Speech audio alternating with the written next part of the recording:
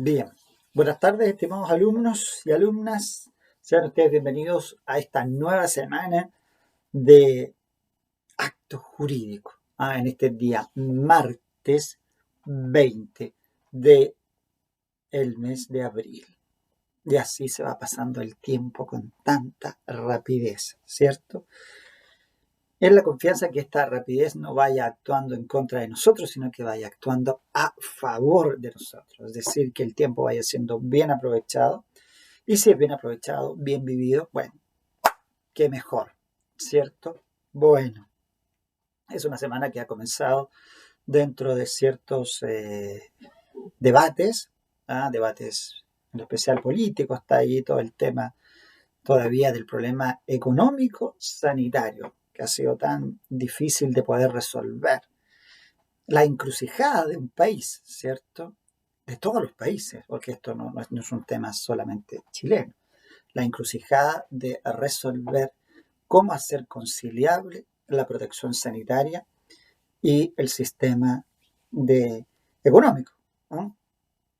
Que en el fondo que es lo que permite que las personas, bueno, trabajen, tengan ingresos y puedan continuar con su vida. Esa solución, esa fórmula, parece que es bastante compleja. A nosotros nos ha pasado, le ha pasado a varios países ya. Quién sabe, las escuelas de derecho deberíamos avanzar también en esa parte. Hay un propósito siempre, y por ahí lo escuchaba a propósito de la reforma procesal civil, que tiene que ver con ir hacia una justicia que busque la resolución del conflicto, no en el resultado victorioso de solo una de las partes y el aniquilamiento de la otra parte, sino que el conflicto que de alguna manera busque generar un puente entre ambas partes para resolver, ¿cierto? Eso es introducir los mecanismos de negociación, introducir los de mediación, es decir, aquella situación en que la justicia se alcanza porque ambas partes ponen dentro de sus objetivos, obviamente sus intereses, pero también ponen dentro de esa negociación aquello a lo que estarían dispuestos eventualmente a renunciar. Es decir, se les enseña aquí a los profesionales del derecho, no solo, pero al menos nosotros sí tenemos una base para ello, de entender que hay conflictos que se pueden resolver mediante este tipo de mecanismo. El mecanismo de la negociación, el mecanismo de la mediación, esto que permite que se encuentren las zonas de conflicto que a veces, muchas veces, cuando son estudiadas correctamente, uno se da cuenta que no siempre el conflicto existe, sino que lo que existe es una falla en la comunicación de los intereses. ¿Ah? Como qué te interesa a ti y qué me interesa a mí, y resulta que no hay ningún problema en llevar adelante ambos, ambos criterios, ambos objetivos, porque no se cruzan. Pero la mayoría de las veces nosotros los vemos como enfrentamientos. Uno llega, yo en la tarde estuve conversando con una colega precisamente acerca de esto. Entonces me decía, sí, pero es que tu cliente quiere ir hasta allá con esto. Y yo le digo, sí, es que él tuvo una visión en el momento en que se formó el contrato y eso le generó una expectativa. Ahora la expectativa se ve un poco frustrada y ella me dice, mira, sí, yo te podría dar parte de esto, pero no hasta la ejecución completa del contrato. Entonces, se fijan, hay un punto de acuerdo. Hay un punto en el que sí estaríamos con disponibilidad de seguir negociando. Hay otro en el que no estamos diferenciando. Vamos a ver qué se resuelve de aquí a esta semana. Bien, bueno, por eso es importante siempre, primero, saber comunicar los intereses, qué es lo que yo quiero para que el otro también tenga claridad en eso. Luego, medianamente fundamentar el por qué lo quiero, no con una obsesión de decir, no, pero es que lo quiero y tengo que tenerlo, no, sino como para que el otro entre en razón de las personas. Yo le explicaba aquí al abogado, mira, es que el problema de tener un contrato que tiene una información genera una expectativa. Entonces, ¿qué quieres que le diga yo al cliente ahora si esta expectativa está? Están los documentos que le hacen creer a él que tiene derecho a una circunstancia. Entonces, trato de fundamentarlo. Ella escucha, obviamente yo le digo, mira, yo no tengo ningún problema en ceder estos espacios, le manifiesto aquello en lo que yo estaría dispuesto a ceder. ¿Ven? Y del otro lado entonces se estudiará y veremos los puntos de acuerdo y habremos avanzado un poco más. ¿Ah? Un poco a la negociación al estilo Harvard. No win to win, ¿ah? Sino que lose to win, perder un poco para ganar después algo. ¿Mm? Y no ganar ahora para después perder. Ese es el más malo de los escenarios. Entonces, cuando aniquilo a mi contraparte, gané, sí, pero en un mes más voy a tener un juicio. Lo que suele pasar en familia. ¿Eh? Bueno, por eso hay que saber aprender el arte de negociar. ¿Mm? Vayamos con lo nuestro. Lo nuestro la semana pasada nos dejó ubicados allí en los vicios del consentimiento, terminando la fuerza, en esta progresión gradual de la afectación del consentimiento, desde un error, que es algo que efectivamente puede ocurrir en las partes, no hay mala fe, al contrario, hay simplemente una errada representación de realidad, llegando a la fuerza donde ya el campo se divide, porque podríamos estar en un campo ilícito de la fuerza, pero también en un campo lícito, para llegar finalmente hoy al dolo, donde el reproche en verdad es siempre generalizado. La conducta del dolo no es aceptada, ni menos que vaya a producir una consecuencia jurídica sin que ella tenga sanción.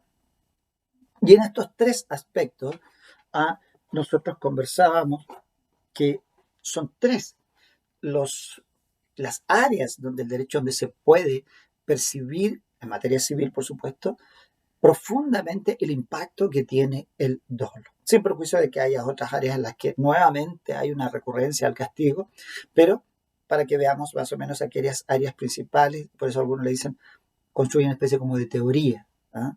El dolo, donde quiera que esté, siempre es un dolo reprochable. ¿Ah? Entonces, efectivamente, podría ser en el campo de la formación del consentimiento, si uno va por etapas, por ejemplo, formación del consentimiento. Esa es una etapa, ustedes saben, al inicio del negocio. Podría ser durante el efecto de las obligaciones.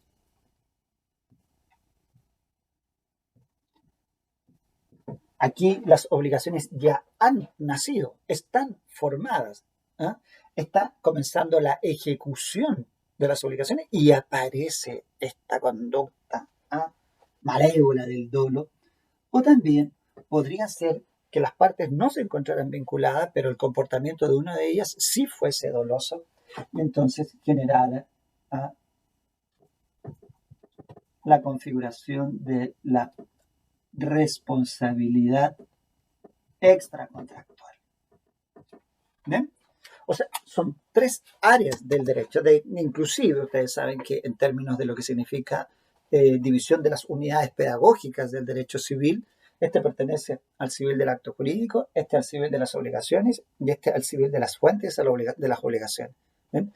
Tres, digamos, pedagógicamente contenidos diferentes, etapas distintas del derecho, pero en el fondo el resumen es que siempre el dolo es reprochado, independiente de donde estemos.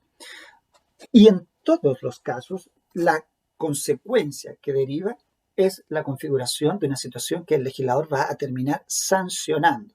¿Ah? Por ejemplo, aquí vamos a colocarlo con rojo, porque como es un efecto sancionatorio, veamos si tengo mis lápices rojos, se están acabando extrañamente. ¿Habré puesto muchos azules? Bien. En la formación del consentimiento, obviamente vamos a llegar a un resultado que es un resultado de sanción. Si se aparece el dolo aquí, el acto va a ir hacia el vicio, la existencia de un vicio, y el vicio va a dar lugar a la nulidad relativa. ¿Ven? Entonces vamos a terminar extinguiendo el acto por la nulidad, porque efectivamente apareció un vicio del consentimiento. ¿No? Pero acá cambia, porque en el efecto de las obligaciones se produce una agravación de la responsabilidad. ¿Mm? Si en efecto yo debo de cumplir una obligación, debo pagar mi cuota sagrada a, por ejemplo, a un amigo que me ha prestado un dinero, Un amigo me prestó 1.000.000 de pesos. Me dijo, mira, aquí tienes en 10 cuotas, tú me devuelves el 1.000.000 de pesos todos los meses sin intereses, 100.000 pesos. Perfecto. Pago la primera cuota, pagué la segunda, pagué la tercera. Un día tuvimos un mal día con mi amigo. Nos peleamos y resulta que toca pagar la cuarta cuota. No pienso pagarle la cuarta cuota. ¿Por qué no pienso pagarle la cuota? No quiero. Yo sé que a lo mejor eso lo perjudica, porque con esos 100.000 pesos a lo mejor paga, supongamos, el colegio de su hija. No importa. Bueno, que se quede sin pagar. O sea, intencionalmente estoy dejando de ejecutar mi obligación de pago. Bueno, esa intencionalidad, el legislador la sanciona más severamente porque dice, no señor, a usted no se le olvidó pagar la cuota. Yo lo aceptaría, sería un incumplimiento de este punto de vista culposo, negligente. Ya, se le olvidó, le vamos a aplicar los intereses por los días de atraso. Pero usted lo que hizo fue a propósito, intencionalmente dejó de cumplir la obligación y por eso merece mayor reproche. Y en ese caso, entonces, el legislador agrava y va a responder de los perjuicios directos, previstos e imprevistos. Previstos e imprevistos. ¿Ve? Así lo dice el 1558. Es mucho más severo el legislador por haber tenido una intencionalidad de dejar de ejecutar la obligación, teniendo presente este concepto ahí del artículo 44, cuando tiene la intención de causar daño, de inferir injuria en la persona o propiedad. Efectivamente, tengo la intención de perjudicarlo, tengo la intención de causarle daño con mi incumplimiento obligacional. Bueno, y ahí está el resultado. He sido sorprendido, he sido demandado y el juez ha dicho, bueno, en su caso, el dolo, siempre que se haya aprobado, por supuesto, termina sancionando de manera mucho más severa. Si fuera con culpa, solo respondería de los perjuicios directos previstos. Pero aquí, como fue doloso, va a responder también de los imprevistos. Cuando lleguen a estudiar la responsabilidad civil, ahí van a llegar a toda una complicación que tiene la configuración del daño, porque la configuración del daño siempre, en términos concretos, para que sea daño real, tiene que ser una consecuencia de la acción, en este caso, ilícita. Porque yo podría llegar en la secuencia muy lejos. No, es que resulta que con este dinero yo iba a comprar una casa y la casa iba a ir en la playa, entonces ese año íbamos a ir con la familia y íbamos a retornar a toda la unidad familiar y salvar todo un tema en el orden humano. No, pero vamos a llegar hasta allá, ¿cierto? Como decían por ahí los penalistas, no llegamos al carpintero con la culpabilidad del adulterio que se comete en la cama, que fue construida por ese carpintero pecador, construyó la cama donde se cometió el adulterio. No, en la secuencia causal no podemos llegar hasta allá, bueno, tampoco lo podemos hacer en la vista del daño. Ahora, acá en la configuración de la responsabilidad también actúa como un elemento reprochable porque va a aparecer aquí la figura del delito. 2314, 2329. En materia de responsabilidad contractual hay dos posibles figuras ilícitas. El delito, que es cuando la acción dañosa es causada con dolo, y el cuasi delito, que es cuando la acción dañosa es causada con culpa. ¿Ven? Por tanto, si hay dolo, configura esa responsabilidad. En este caso, el delito. Bueno, cada una entonces de estas áreas tiene afortunadamente dentro de nuestro patrón de derecho civil un momento en que se va a ver con más detalle. La que tenemos que ver nosotros ahora con detalle es la primera, es decir, el campo de la formación del consentimiento. ¿Ven? Porque ahí es donde efectivamente llegamos a analizar el dolo. Cuando hablamos de dolo como vicio del consentimiento,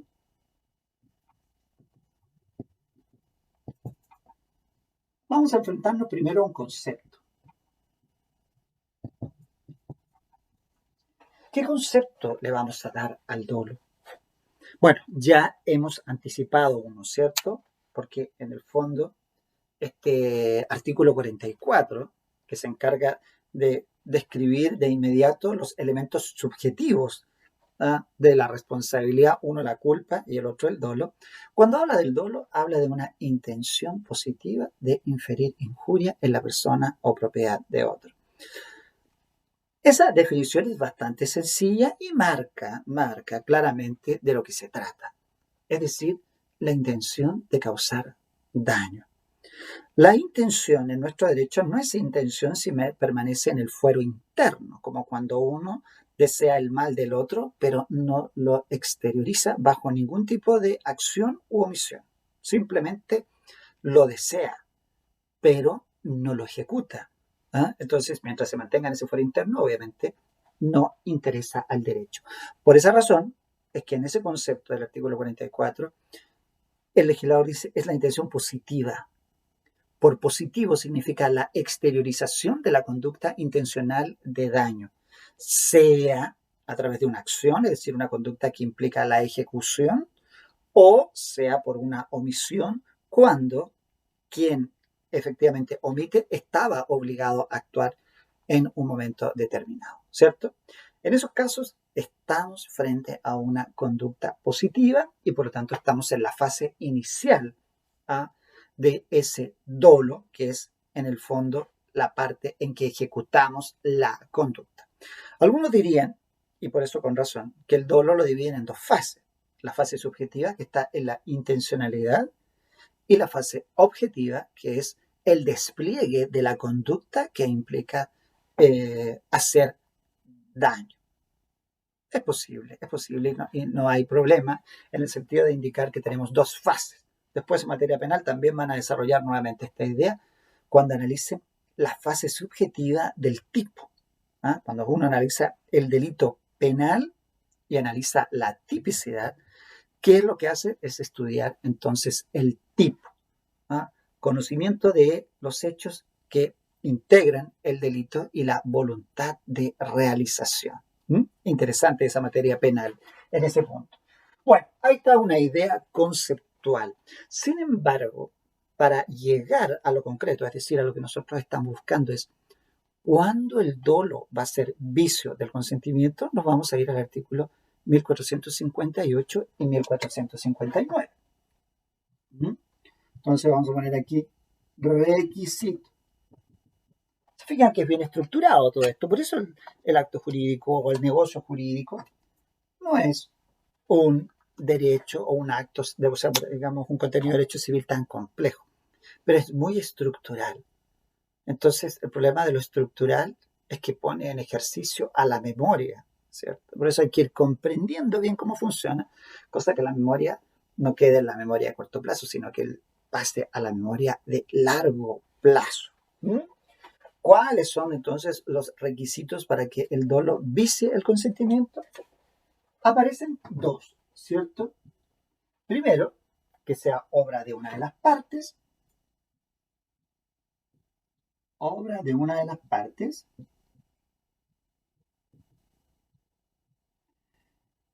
Y el segundo, que sin él no se hubiere contratado.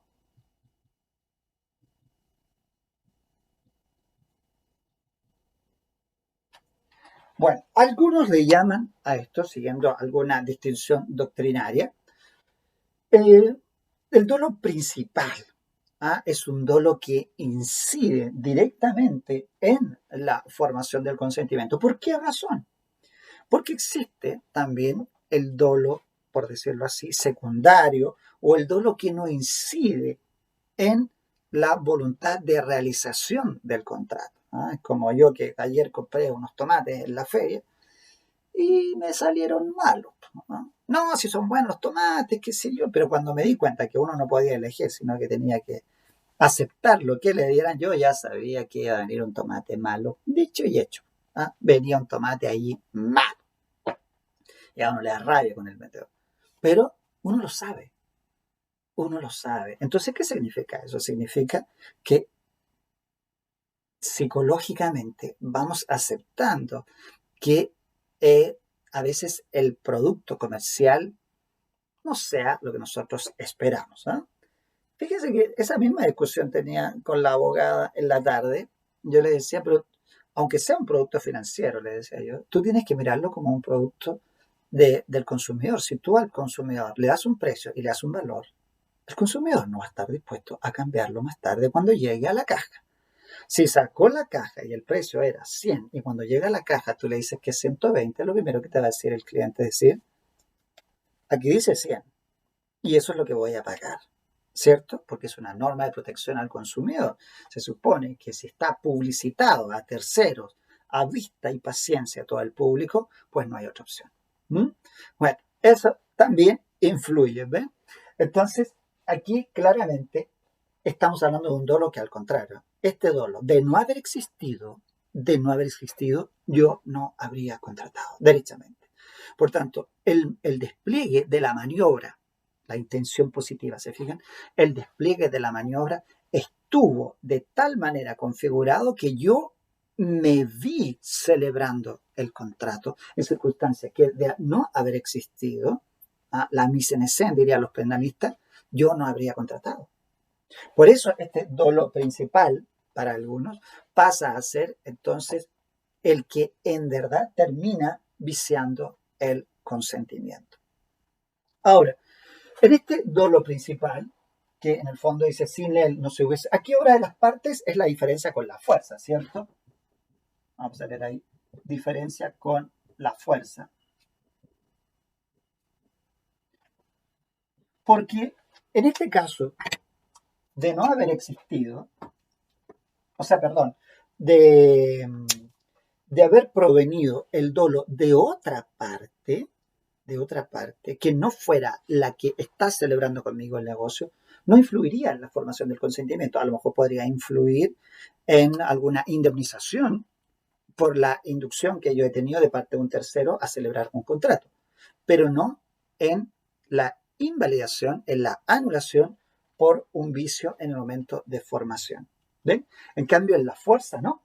La diferencia en la fuerza puede venir tanto de la otra parte como puede provenir de un tercero y que se haya utilizado esa fuerza para aprovecharse y obligar a la celebración del contrato.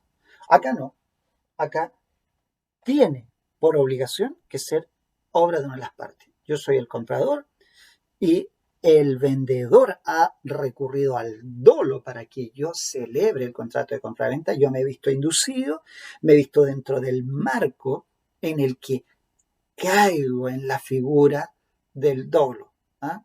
Y ese dolo me lleva a celebrar el contrato. Entonces, por eso es importante. Y esto, precisamente, sin él no se hubiese contratado. Estamos hablando de una situación de dolo determinante,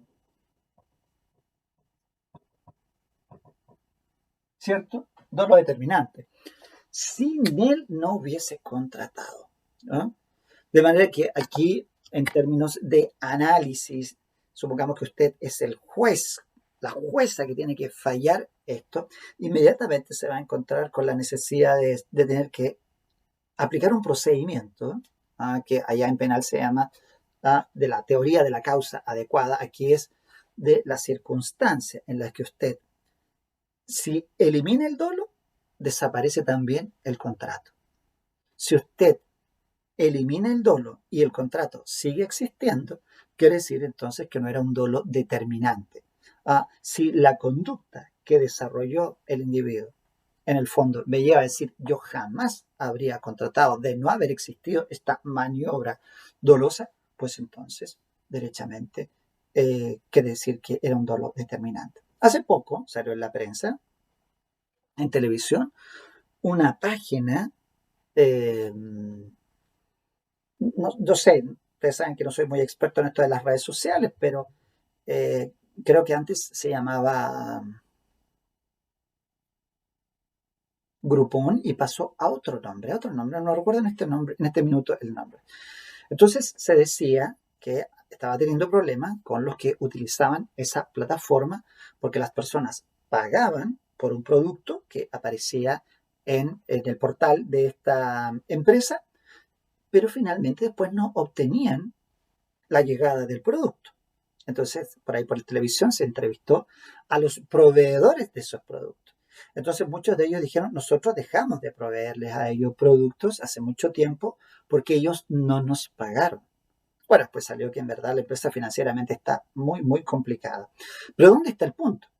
Que si yo veo en el portal que efectivamente venden el libro a Introducción al Derecho, y ahí está, mire, oferta, lo estamos vendiendo en 10.000 pesos. Ah, fantástico. Activo, compro en la página y resulta después que el manual no me llega.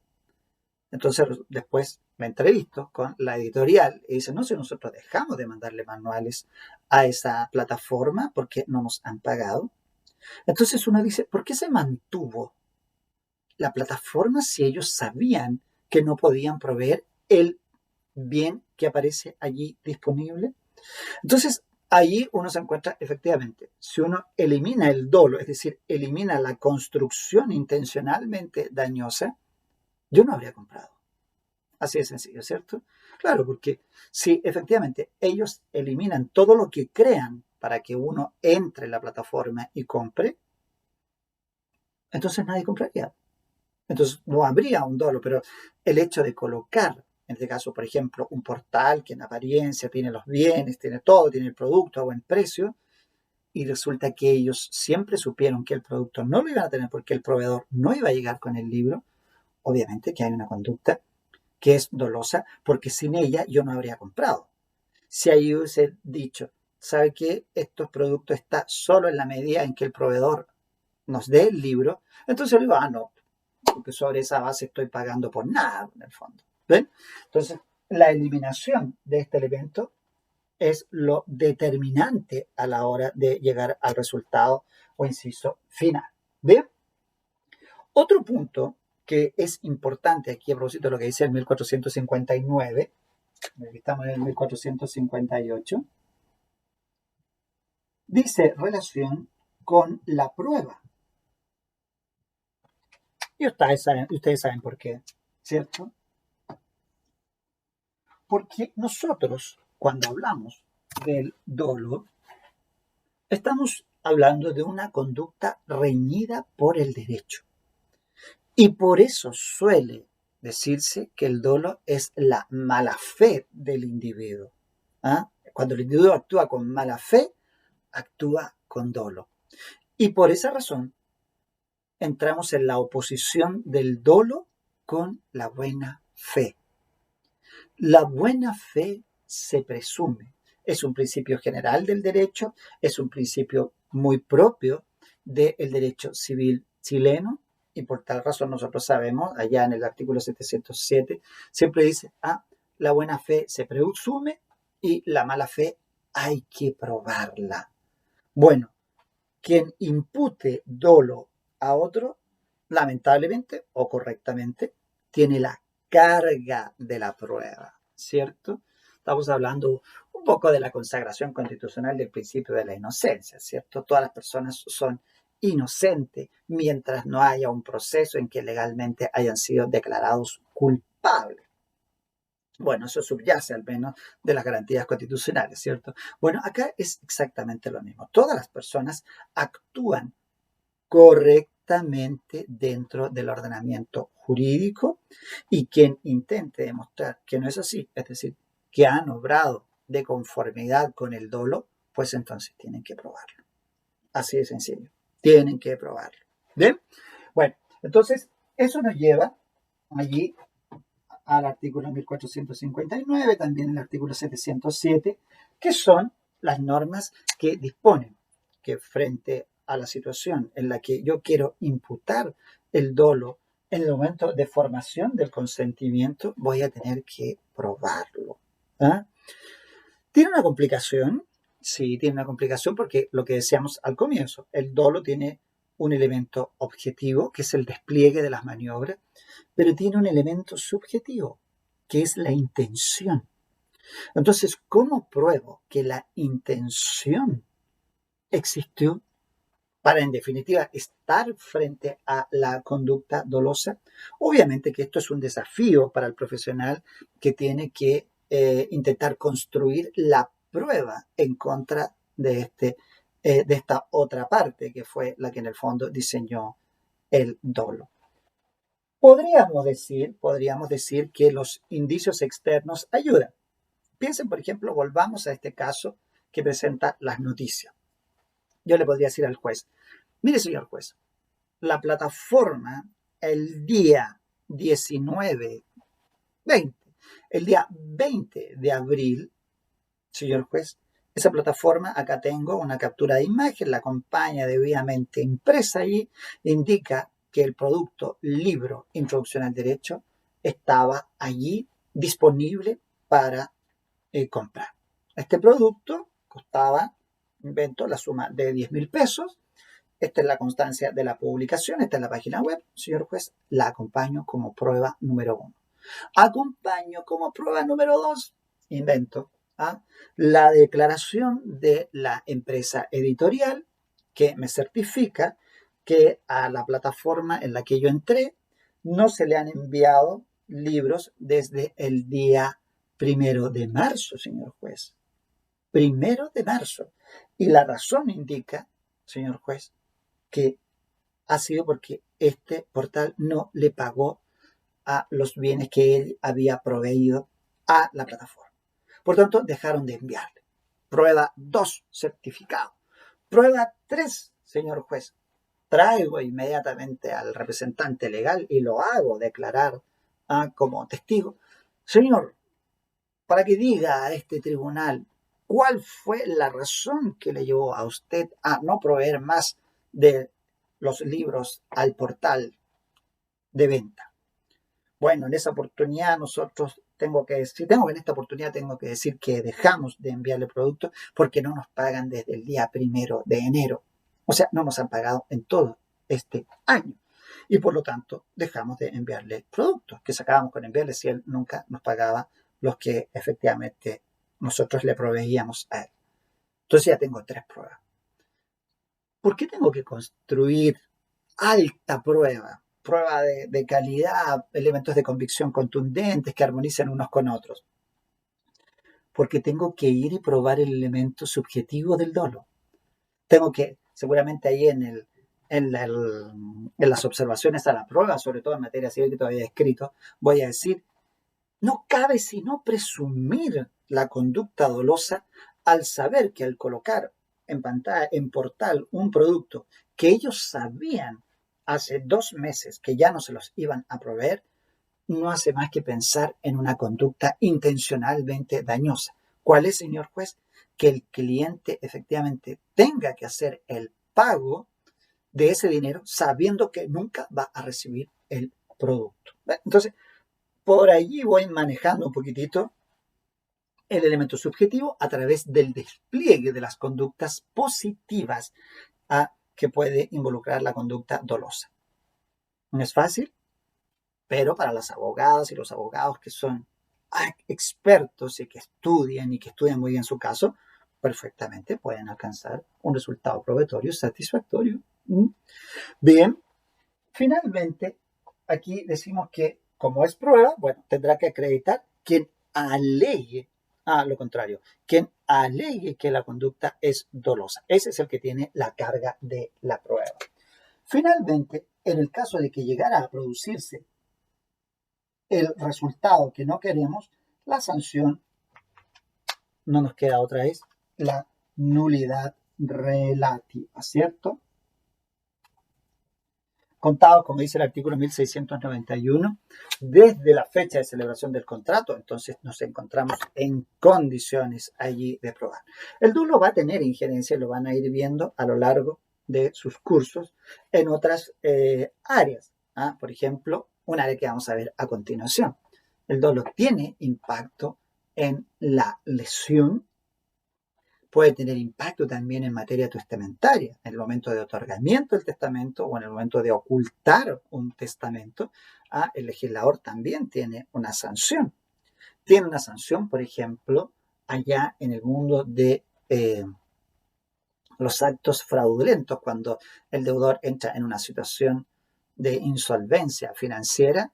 A veces la razón es porque está ocultando bienes, está distrayendo bienes, está haciendo salir bienes de manera fraudulenta. El famoso fraude pauliano del artículo 2468 tiene claramente esta idea, la mala fe, esto es saber el mal estado de los negocios del deudor y aún así celebrar negocios. ¿Se da cuenta? Hay un fraude pauliano. Así que el dolo va a tener impacto en todos estos ámbitos, en distintas instituciones y por supuesto que en todas ellas va a tener una sanción, un reproche. Bien, dejamos hasta aquí los 3 vicios conocidos del artículo 1451. Y vamos a analizar este que queda en el tinterillo por allí, que se refiere a la lesión. ¿Es la lesión un cuarto vicio del consentimiento? Doctrinariamente, obviamente que hay un debate. En lo legal, la respuesta está clara. El 1451 no lo contempla como un vicio del consentimiento. Pero doctrinariamente el punto ha sido discutido y no solo al punto de vista del nivel doctrinario nacional, sino que también del derecho comparado, donde sí tiene más cabida como vicio, como señalan los códigos civil italianos, el código civil alemán también, en los que, y la doctrina francesa al respecto también. ¿Por qué? Bueno, veamos de qué se trata esta figura.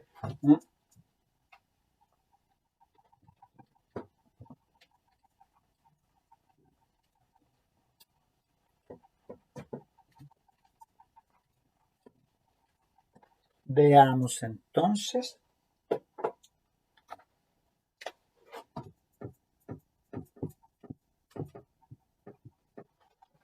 En términos simples, la lesión viene a ser el perjuicio que causa la celebración de un contrato. ¿Por qué? Porque el equilibrio natural, podríamos decir, que tienen los contratos se ha roto por alguna razón. Y esa rotura del equilibrio, ese desequilibrio notable, esa alteración notable en el equilibrio de las prestaciones, como dicen por allí los autores, es lo que causa de inmediato esta especie como de necesidad de tomar este contrato y llevarlo a su extinción, a su terminación. Eso provoca, digamos en términos conceptuales, que la lesión sea, como le decíamos yo, esta alteración en el equilibrio natural de las prestaciones, esta alteración notable en el equilibrio de las prestaciones. Es una lesión que en el derecho es recogida, pero no de manera general, es decir, no como un vicio que puede afectar al consentimiento en todo momento que ocurra, sino que en situaciones muy puntuales. ¿Por qué razón? Don Avelino, por ejemplo, don Avelino León señala que no se podría entregar efectivamente esto a la calidad de vicio general, porque el perjuicio en los contratos está inserto dentro de una categoría que también es necesario que exista, que es el riesgo. A veces uno celebra contratos que están en el límite por una razón de conveniencia, por una razón de precio, por una razón de oportunidad.